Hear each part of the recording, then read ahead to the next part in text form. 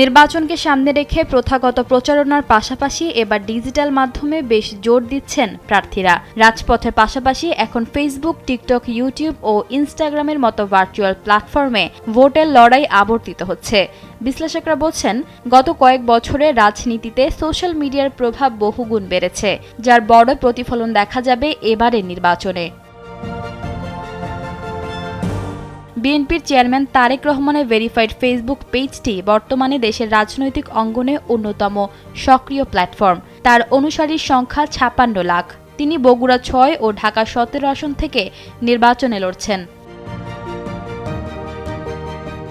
জনপ্রিয়তার সব রেকর্ড ভেঙে ডিজিটাল প্ল্যাটফর্মে একচ্ছত্র আধিপত্য বিস্তার করেছেন ঢাকা ৯ আসনের স্বতন্ত্র প্রার্থী ডাক্তার তাসনিম জারা। ফেসবুকে তার অনুসারীর সংখ্যা ৭১ লাখেরও বেশি, যা দেশের বর্তমান সময়ের যে কোনো হেভিওয়েট রাজনৈতিক নেতার তুলনায় অনেক বেশি।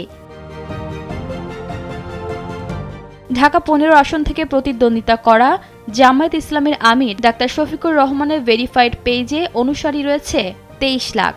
সংখ্যাটি তাসনিম জারা বা তারেক রহমানের তুলনায় বেশ কম।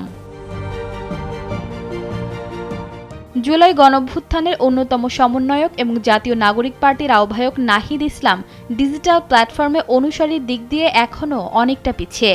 তার ফেসবুক অনুসারীর সংখ্যা ১২ লাখ। তিনি ঢাকা ১১ আসন থেকে নির্বাচন করছেন।